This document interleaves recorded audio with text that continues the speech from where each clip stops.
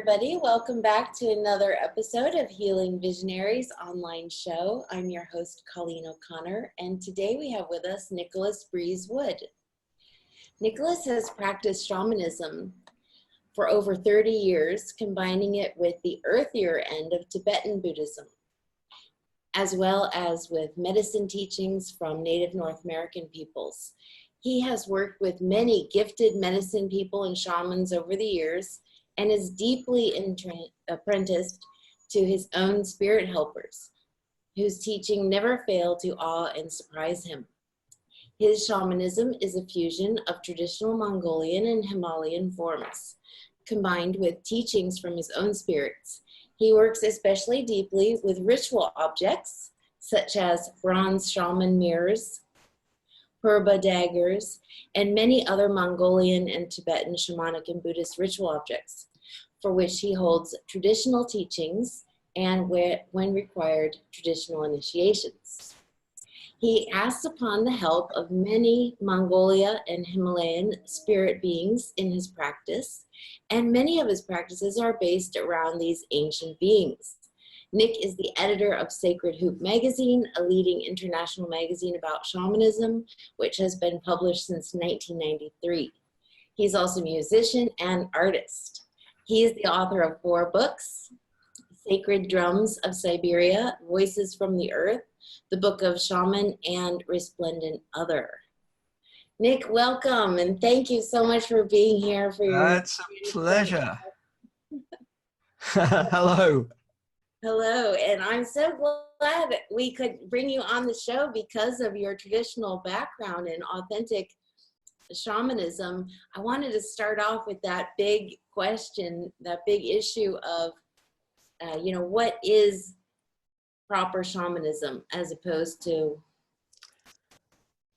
New Age spiritual movements, which are not authentic. Okay, well, I think over the last 30 years or so, shamanism has become a kind of sexy word, and people use it for all sorts of things, chocolate bars, t-shirts, workshops on chakras, anything. So it's a word that people use to sex things up. And, there's so many books with it in the title and whatever. Traditionally, shamanism is something that just occurs in relatively really a few places on Earth. Mostly in Asia, and it really is, it involves somebody going into a deliberate trance, and while they're in trance state, they either go and journey out into the spirit worlds to be with their spirits, or the spirits come into them and take them over and work through them to kind of do healing or give advice to members of the shaman's community.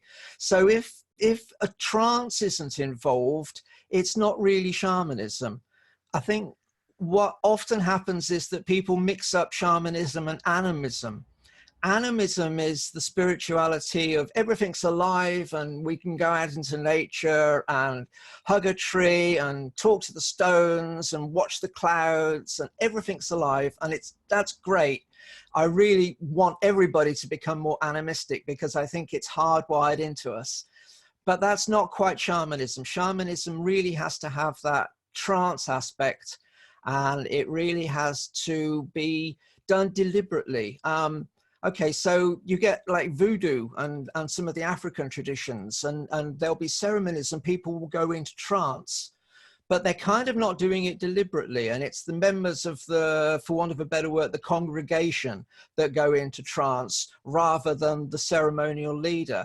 And it's kind of ad hoc. So that doesn't quite fit into the idea of shamanism, even though there's trance involved in it. A shaman deliberately goes into trance. They have methods of actually doing it, and they go and work with spirits that they've built up a long relationship with over a long period of time. And they're known to the spirits, and the spirits are known to the shaman. And then they come out of the trance and they kind of get on with the rest of their lives. So it's very orchestrated, very regimented in that way. But nowadays, yeah, people talk about Native American shamanism, and what they're really talking about is the medicine tradition. And Celtic shamanism, there's no evidence that the Celts were shamanic at all. They had deep magical techniques and were deeply animistic, but they didn't, as far as we're aware, have that trance aspect. Right. Yeah, I see what you mean. So that's my kind of, it's not just my definition, that's kind of one of the most accepted traditions, or definitions of shamanism. So I get a bit hot and bothered about that when people talk about this, that, and the other being shamanism, because it's not. Right. Right. Yeah. I can feel it. I'm like that too. It's way overused now, and that happens with so many things. It does. Yeah, it does. It really does. Yeah, and I think it's wonderful that people are really seeking for things, whatever they do. It's great that people are kind of opening and they're really wanting to do that. It's just that if everybody thinks that shamanism is everything, we won't be able to kind of talk about what shamanism actually is, and people are going to come up and talk about the latest attunement they had with the crystal while they were balancing their chakras, and they're going to think that that's shamanism. And it's great that they're doing that, but it ain't shamanism. Exactly. Thank you so much for clearing that up. One of your topics today is about the ritual objects. Yeah. Yeah, tell us how you use that in your practice. Oh, lots and lots of different ways. I love ritual objects. I always kind of think of them as, I don't know, it might sound weird, but it's like they're like little children, and they kind of gather around me, and I just love them. They're the best. Every culture, every single culture has got some form of ritual object, even if it's just a simple rock in a strange shape or whatever. We're physical beings, and we have wonderful kind of ritual objects from all the different cultures, and some of them are absolutely ancient. I've got lots and lots of ritual objects here on my desk because I thought it'd be really nice to actually talk about things. Yay, and show things. So let's pick up. I'm going to show you the very first ritual object that I ever got. This, I'm going to hold it up to the camera there. It's a little hard to see, but it's a stone. It's a stone inside a little brocade bag. Now, when I was 15, and I'm 62 now, so that's quite a few years, and I'm not even going to do the maths. But when I was 15, I walked across this bridge, a beach rather, and this stone, if I say it spoke to me, it wasn't like I heard it, but I just knew that it wanted me to pick it up, and it flashed, it visibly flashed.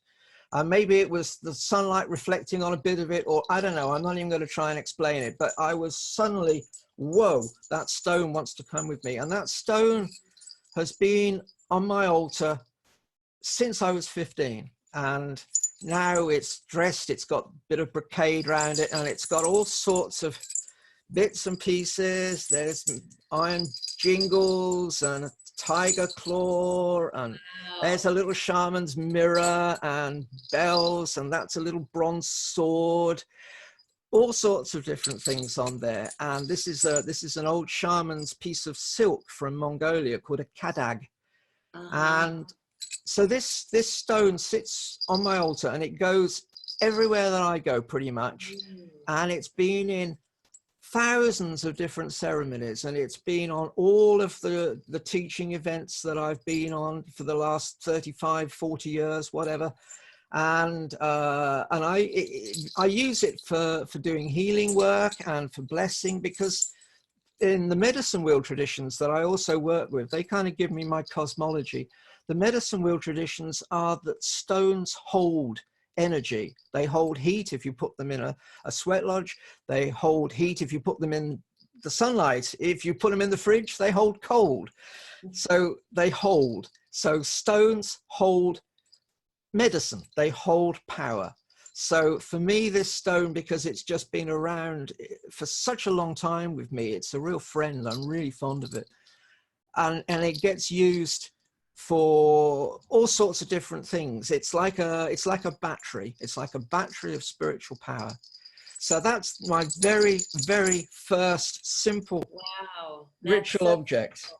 I love what you said about the stones holding heat, cold. Of course, they're going to hold the energy too. Yeah, yeah, absolutely. I mean, where I live in West Wales, we're surrounded by literally thousands of ancient sacred sites. There are stone circles, there are stone, what are called cromlechs, which are kind of a couple of uprights and then a stone over the top. And they're kind of about 5,000 years old. And they are sacred sites that are still pokey to be in. There's still strong medicine to go there sometimes, because Right. they're stones, they hold the energy. And the land, of course, is kind of stone, even if it's mud, yeah? So that holds the energy. So a sacred site can be really powerful in that way.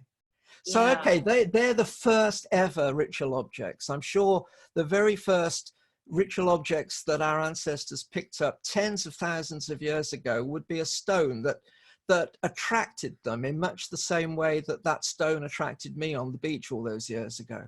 And then we've become more and more sophisticated. So, okay, I'll show you another ritual object. This is a purba. This is a ritual dagger from Tibet. It's a Himalayan ritual object, and the tradition of these, it's made of iron. It's got an iron blade, and this is bronze or brass. This one, I guess, is probably about 200 years old. Wow. And the story of the origin of these is that they were tent pegs, because the nomads had to stake down the tents. Yeah. And then they became, because they were made of iron, and just about every culture around the world thinks iron is the bee's knees for ritual objects because it's powerful. You know, it's the stuff of the iron horseshoe above the door that stops the fairies getting in. It's deep in our folklore, and it's deep in the folklore of everybody. So these iron stakes we used to drive in and pin down the tent. And then over the centuries, they became a magical object, and they used to pin down demons. They used to pin down hostile forces. Either in yourself, like if you've got lots of negativity, you meditate with them and you practice to pin down your jealousy or your anger or your depression or whatever it is.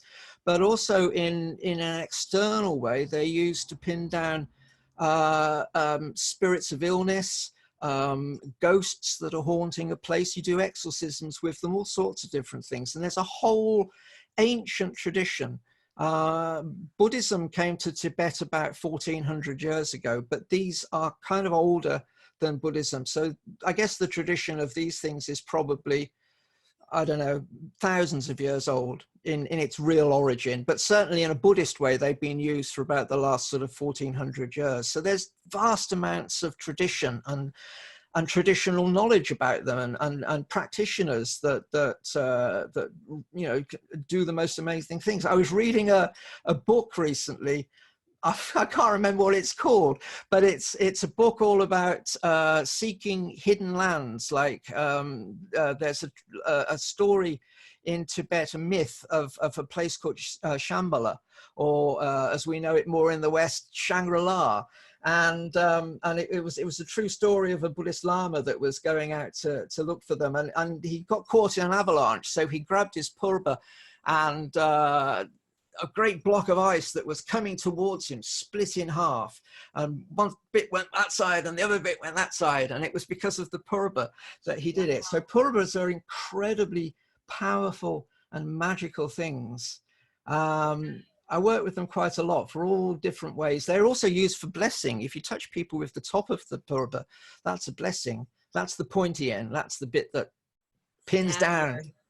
Definitely. What can you tell us about the face? The face. Well, different ones have got different faces. Often it symbolizes the spirit. I'll put it closer. It symbolizes the spirit of the purba very often, which is called Dorji purba in Tibetan, or Vajrakalaya in Sanskrit. And this one has got a horse's head coming out of the top. And that symbolizes another spirit called Hayagriva. And the story of Hayagriva is that he has a horse's head that comes out of the top of his head, and the horse's head screams, and the scream is so piercing it shatters the illusion of reality, so that all of the kind of the misplaced ideas that we have about the world just fall apart like a bits of broken mirror, and we see the true reality. Wow. Powerful dude. Powerful dude. I love that. I wish it every day. So Purvas are one of the main things that I work with. Yeah, okay. I mean, I got just so many objects here, but maybe you've got other questions. Well, yeah, about the Purva, do you have several of those? I do. I've got lots. Yes. Yes. Lots for different things. Yeah, I can't really go into the details now, but because it would take a long time. But yes, I have different ones that get used for different jobs. Right. What else do you have there in front of you? All right. Well, this is one of the big things with shamans. If you look at a photograph of a Mongolian or a Siberian shaman, you will see almost always they have a big disc on their chest. Yeah. And it's a mirror. This is a shaman's mirror. This has come from Mongolia. I'll bring it closer. It's kind of shiny on that side. This one's about 200 or 300 years old. Wow. And on the back, there are Chinese characters in 4 directions. Now, this sort of mirror is called a 4 happiness mirror. And these, I can't read Chinese. I don't even know which way is up, but these 4 are like a little blessing, and they're really banal. They're kind of like do well in exams or have more sons or nothing meaningful. But a shaman's mirror, they are meaningful. They're powerful. It's estimated that they've been used by shamans for almost 4,000 years. And so because of that huge length of time, again, there's a whole big tradition about them that has built up. And I think something that's really important to say here about shamanism is that we do our shamanism and maybe we get bored with doing something and we go and watch something on Netflix. And if we get a flu or a cold, we take paracetamol, or we go to the chemist, we get what we need. When people practice shamanism in the olden days, if it didn't work, people died. It really mattered. And so because it mattered so much, over the course of hundreds and hundreds and hundreds of years, it became more and more pragmatic, and people started to really find out what actually worked. And yes, of course, there's all sorts of silly superstitions. Every culture has got silly superstitions, but the shamanism kind of was tried and tested because it had to work. It had to be pragmatic. So people learned about mirrors, and they learned about what to do with them. There's a lot of stuff that I can't share because it's truly esoteric. I expect everybody knows, but esoteric and exoteric. Esoteric means that it's hidden knowledge. Exoteric means everybody can hear it. So I can't share a huge amount about the deep teachings of mirrors because it's secret knowledge. And it's secret not because it's a power trip, but because it's powerful and it's dangerous if you do it wrong. That's the tradition. And it's to protect the teachings. So a lot of shamanism has these kind of secret teachings within them. That's just the way it is. The same with Buddhism, the same with all sorts of practices. It's a safeguarding for the practitioner, and it's a safeguarding for the tradition. But mirrors are, what I can say is that they are used for healing, they're used for blessing, they're used for protection. Now, shamans wear the most wonderful clothes. You've probably seen photos of, long streamers and lots of metal and big kind of things on their head. And that's called shaman's armor. And they wear it not only because it looks cool, but because it protects, and not only that, because shamans are animists, so they know that everything has got a spirit and everything is alive.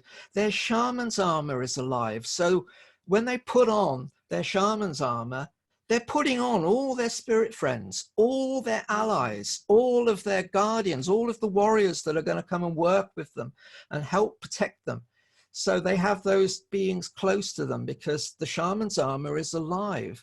And there's lots of ceremonies and things that are done to make it come alive. And the same with the mirror. When you get a mirror, you have to work with it. You have to, well, in effect, you have to bond with it. You have to kind of marry it.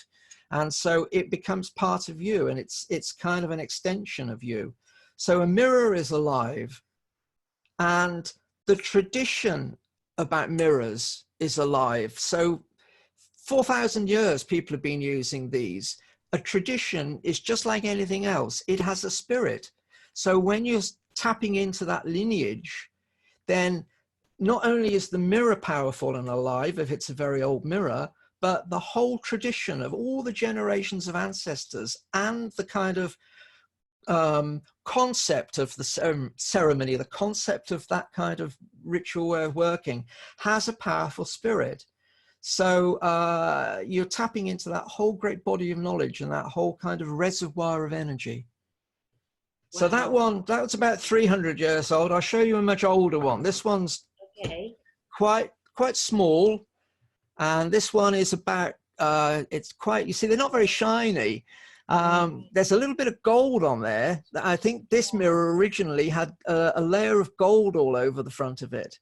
And it's a funny one because that, you won't be able to see it very easily, but that's actually glass, that's enamel. Oh. And this mirror, it's about, I think probably about 1,500 years old, 1,500 years old. Oh my gosh.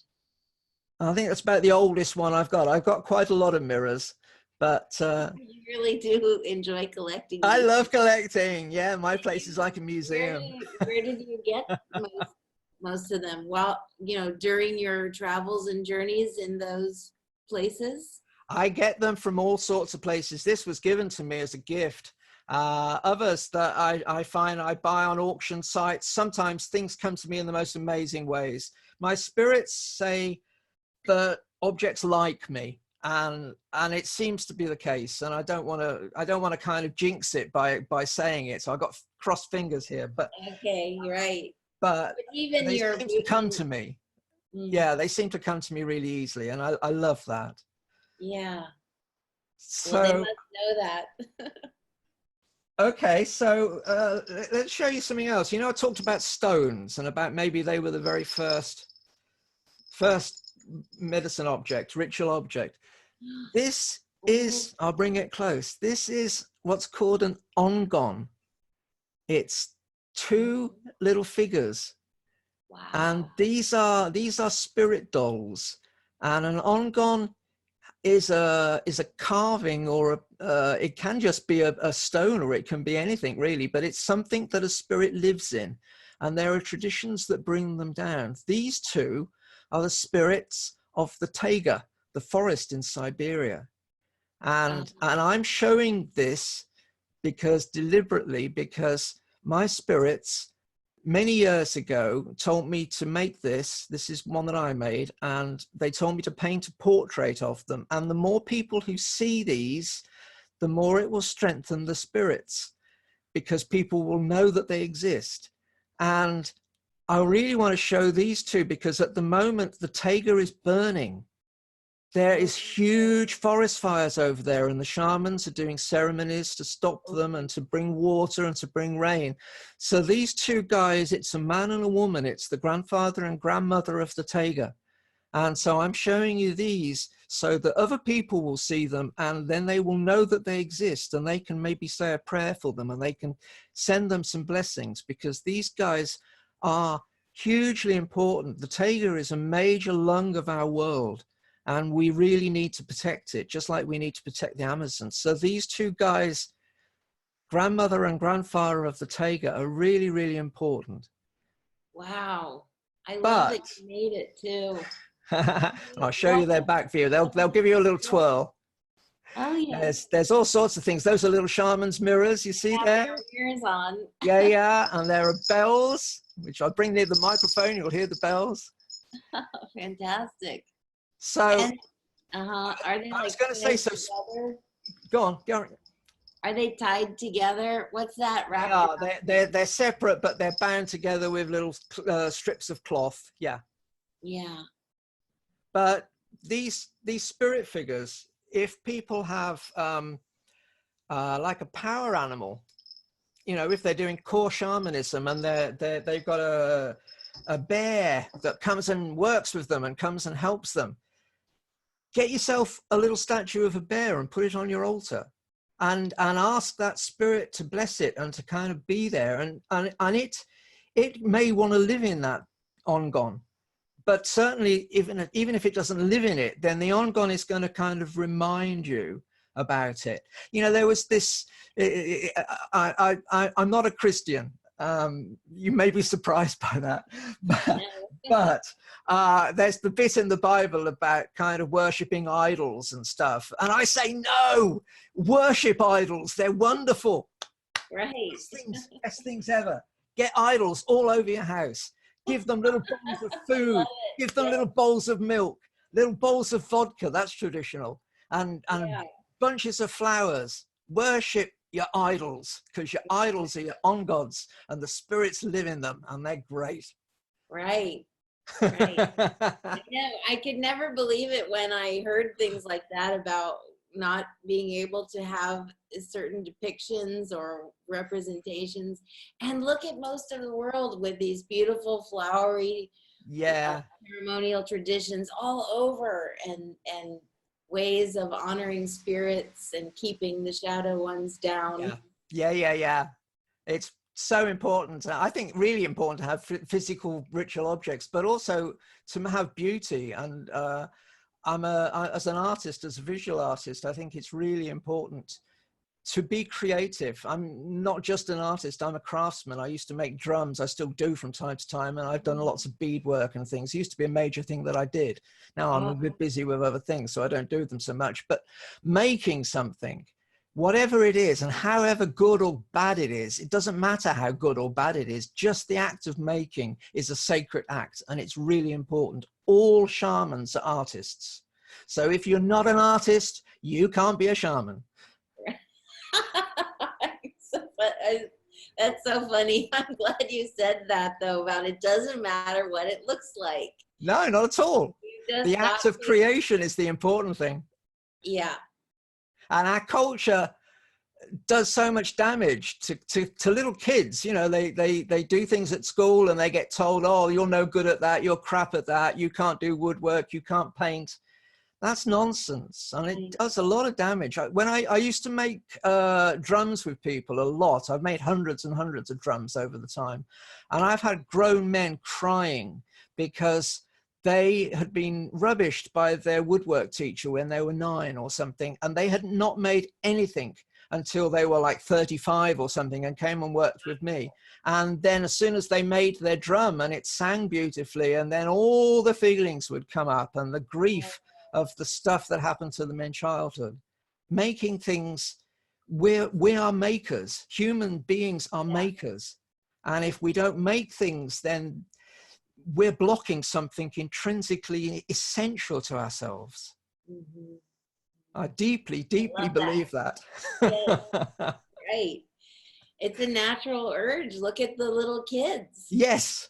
Absolutely. And it's so important in shamanism to be able to do that, to be able to make an altar, to be able to create a ceremony, to be able to make little dolls that you're going to work with or something like that. It's so important. You've got to be creative. You've got to lose those blocks that inhibit you.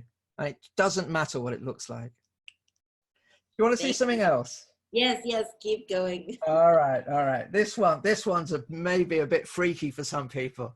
This is from Tibetan Buddhism. This is a kangling, and it's called a kangling, and it's a human thigh bone trumpet. Oh. So it really is. So I'm going to say a mantra, which is just a brief way for me to kind of by for blowing it. So I'm just going to say Om Mahang.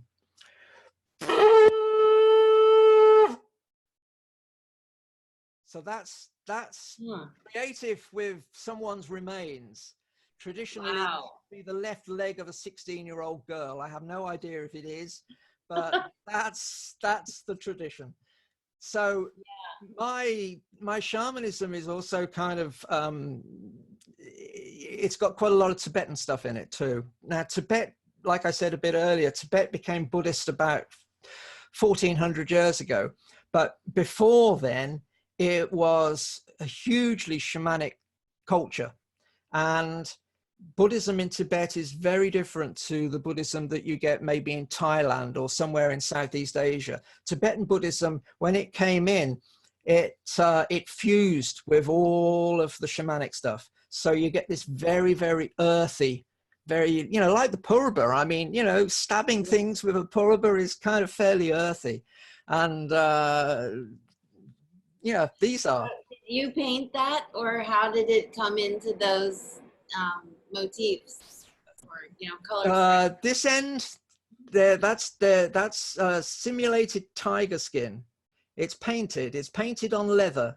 Oh yeah, I see it. And this end is the knuckle end, and it's covered in skin. It's not human skin. It'll be goat skin probably, and that's the kind of the knuckle end. And are there two holes there where the sound? Yeah, that's the bits that the sound come out of. That's the sort of inside of the bone. It's just been cut away. And are then, the bones hollow already? yeah, the bones had marrow in originally, but then that was taken out, and that's the mouthpiece. And the mouthpiece is fixed with a little bit of wax to make it, because it just makes it a bit easier to blow. Cool. So Tibetan Buddhists have all sorts of bits to do with human people. I'll show you something else. So when do you blow that horn? In what kind of situation would you use the horn? The kangling is used in the chod ceremony, which is chod is a particularly strange and powerful ceremony which is done in Tibet. It means cutting. Chod means that is a Tibetan word for cutting, and all of these traditions are about compassion. So in Chur or Chod, any spirit of illness is seen as a suffering being. We don't go out and sort of dispose of the nasties because they're evil or bad, because in these traditions, they're not. In these traditions, there's no such thing as evil. There is only compassion and ignorance. Now, a suffering person or a suffering spirit is something that is going to cause suffering to other people or other things because they're suffering themselves. So a spirit of illness is causing suffering because it's suffering. So in this way of healing, you work with helping those suffering spirits, and that then helps the situation. So in Chod, the tradition is that you do very complex meditations and you offer your own body to those spirits to eat it. And it's not your physical body, but you kind of go through very elaborate imaginations so that you kind of create a spirit body, and then you invite all of these nasties to come and eat it.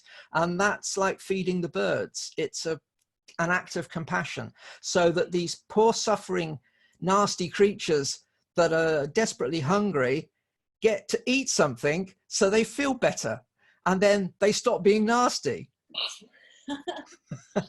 Is that also the hungry ghost? Hungry ghosts are a little different, but yes, hungry ghosts are beings that can't satisfy themselves. They often are shown with very thin necks so that they can't swallow the food, or sometimes when they put food into their mouths, the food turns into fire, so they can't swallow it.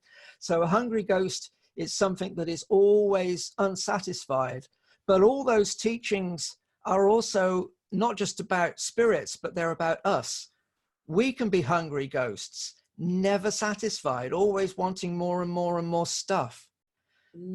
So if you listen to Tibetan Rinpoches talking about those teachings about the different worlds that people can be born into after they're dead, they also will say, and this world is full of those beings too, because it's kind of aspects of us. So yeah, we're hungry ghosts, and we're sometimes we're in the God realm because we have so much. There's different worlds that you can be born into if you're a Tibetan Buddhist. That's kind of the way it goes. Yes. And one of them's the animal world. Sometimes we're just an animal, you know, constantly only seeking the things that are kind of are brutish and pleasurable and not thinking about anything else. We are all of these things. So Chod is the ceremony, and the Kangling is used in the Chod ceremony as association of working with the spirits and calling the spirits and dismissing the spirits and things like that. Okay. This is a sort of drum. In Chod, you have a bigger one of these, and you play with a bell, and you do this wonderful kind of slow drum beat and ringing the bell, and there are beautiful, beautiful songs that you sing. I don't do Chod. I got the empowerment for it, but I've never actually learnt the form, although I hope to next year. But this is a sort of drum called a damaru. And it's made out of two skulls. Yeah. Wow. So these are children's skulls. They were not killed to make the drum. I really want to say that. This one comes from Nepal, and it's a male and a female skull because you have lots of what in European traditions is called the sacred marriage, which is the male and female. Male and female, that union is like the positive and negative of a battery. Electricity doesn't work if you don't have both, and that's kind of tantra. So lots and lots of symbolism about male and female things in both in shamanism and in Tibetan Buddhism and lots of different traditions. So you have a male and a female skull, and these are used a bit like rattles. They're used to sort of break up the energy a little bit, and bigger ones, because they go slower, you can sing with them. I haven't got a bigger one in front of me, but go on, I've talked for ages. You got some questions? I love it. But I just want to, if you can tell us a little bit about next year, you're going to be ordained into the Buddhist lineage of the Black. How do you say it? I should become a Nagpa. Now, in Tibet, there's a tradition. Obviously, everybody's familiar with Tibetan monks, you know, shaved heads, long robes, mostly red. And there's another tradition, which is the Nagpa tradition, which are sort of solo practitioners. And they don't have to go into a monastery. They can be married. They are often married, and they have children, and they grow their hair long, which is the downside. So when I take ordination, I shall never be able to cut my hair again, ever. Oh my, yeah.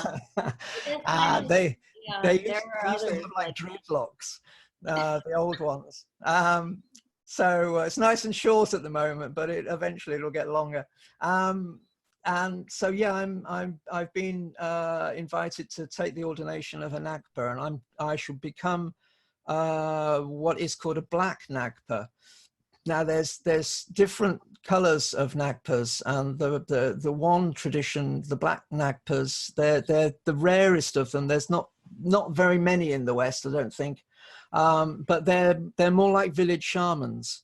They're the most magical of the Nagpas, and they do exorcisms and weather magic, and they get taken over by spirits just as shamans do, and give prophecy and all of that kind of stuff. I have no idea if these things will happen to me, and I can't do weather magic, but we'll see. Maybe I'll have to learn. And they do a lot of work with there's a concept in both in Tibet and in Mongolia of the Savdag and the Lu. Now the Lu, spelled Lu, are Nagas. they are the water spirits, and the savdag are the mountain spirits. The Tibetan word literally means earth lord. And so all the places that we have around the world have their spirits, and they're really important that we know how to respect them and work with them. And the old traditions are that you made offerings and you didn't do things like pour pollution into them, which is going to upset them, and then that's going to fire back on you because you did it. And you know, look at our culture. We've upset the savdags, we've upset the nagas, and we're paying for it. So part of the tradition of the Black Nagpas is that they propagate, they make offerings to the savdag and the lu. The Mongolian word is lus, and the Tibetan word is lu, and the Sanskrit word is naga. Most people have heard of nagas. So that's kind of what I'll be doing, and I get to wear fancy black robes and play drums and generally have a good time. Do you do this every day in some form of practicing and connecting? Yeah, I have a shrine room in my house, which is where I do all my work, and I spend about half an hour each morning doing songs and saying hello to the spirits, and doing mantras for the different practices, because that's a Tibetan thing. And then if I've got time, I'll go in at other times during the day. And then if I'm going to do shamanic work for people or whatever, I tend to do that at night.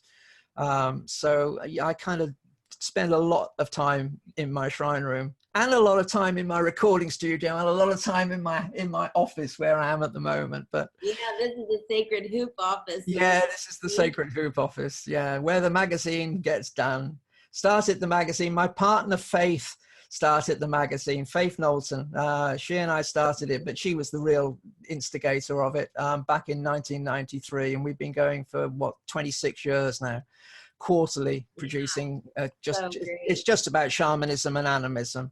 It used to be paper, but it's digital nowadays. Like so many other magazines, advertising income and everything else all dried up. The whole magazine world's changed, so we couldn't afford to do it on paper anymore, so we do it digitally. And at least we have the digital format to be able to do it nowadays. I know, and that's your gift to the viewers, is a 2-year subscription at a special price. That's right. Yes. It's special price of £14, which is about $16, $17, something like that. And if you go to sacredhoop.org/offer.html, it will give you a special hidden page, and you can get 8 magazines for £14 instead of £19. So it's about a quarter off. Thanks, Nick. That's terrific. I remember seeing your magazine way back when in the paper copies. Yeah, I like the paper copies. It's just can't do it anymore. Too expensive to post and print. Yeah, but it's one of the best. Terrific publications. Thank you. Thank you for doing it. Well, we're coming to the end of our session. Are there any more ritual objects there for us to look at? Oh, let's have a look. Yeah, a little one, just one little one here. This is a jaw harp, sometimes called a Jew's harp. And this comes from Mongolia, and is a shaman's jaw harp. We think of shamans with drums, but they also use these. And they call the spirits with them and go into trance and journey with a jaw harp.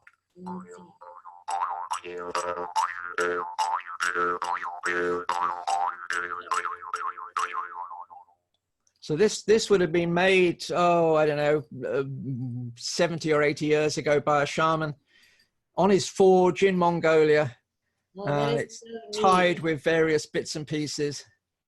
And again, another kadag. Kadag is a Mongolian word. It means grandmother's skirts. And anything that is a ritual object or a tree or a rock or anything, if it doesn't stand still, and even things like sheep sometimes, anything gets tied on with kadags. They're those beautiful, when you look at photos of Mongolia and you see all those beautiful blue cloths, those are kadags. Okay. Yeah. On the bridges and everything. Everywhere. Yeah, Yeah. yeah. Right. I know who you're talking about. There's one other question that we didn't get to about the lineage traditions and the importance of Okay. Yeah. You know, I was saying a little bit earlier about how the spirit of a ceremony gets power because people keep doing it. And that's the same with a lineage. So a lineage on a practical level, the teachings get passed down and the experience gets passed down. But also there is a spirit of a lineage.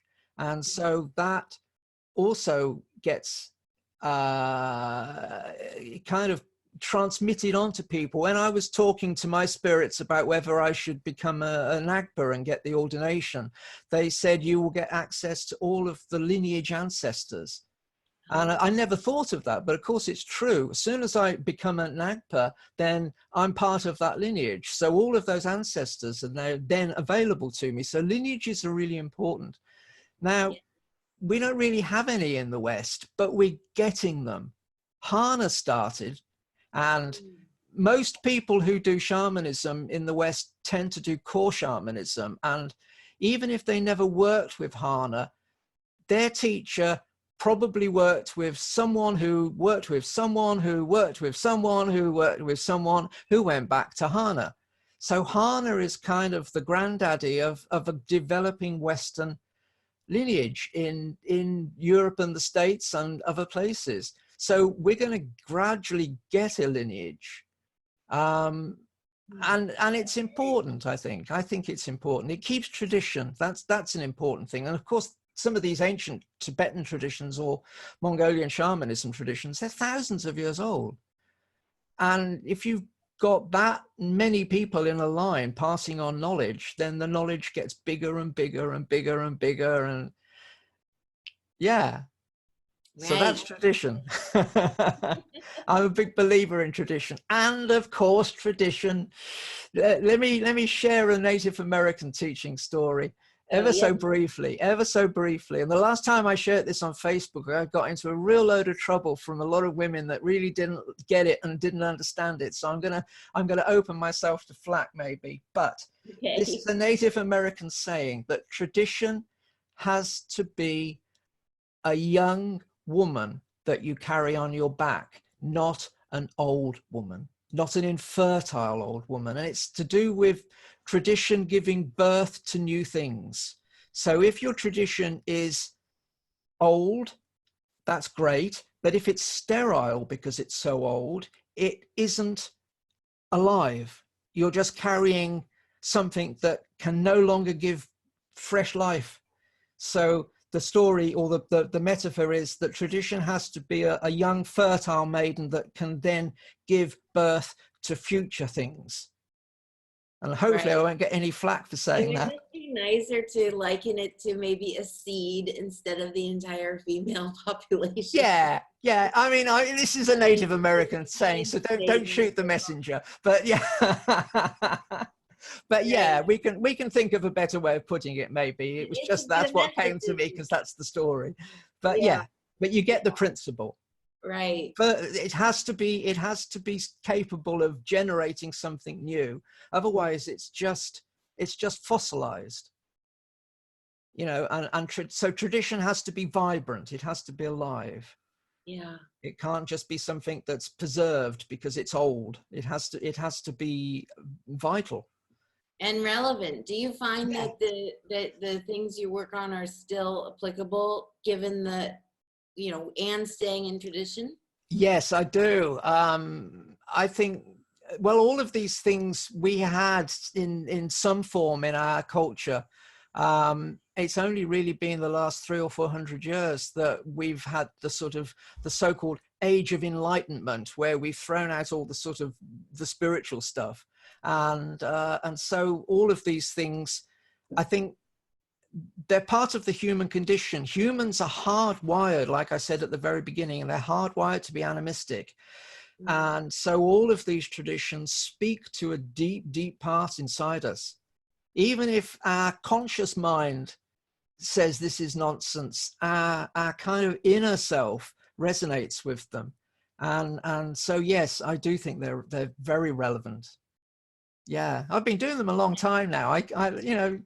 Yeah. I mean, Yeah. I've seen a lot of relevance and a lot of things happen for a lot of people. So yes, proof of the pudding. Thank you so much, Nick. I love talking with you That's a and seeing your pleasure. objects today. It's a pleasure. Great pleasure. All Thank right. So come find me on Facebook and see more of the things that I stick up there. All the Yeah, we objects. will. We will. It's a great honor having you here today. It's a Thanks. great pleasure. Blessings to everybody. Bye.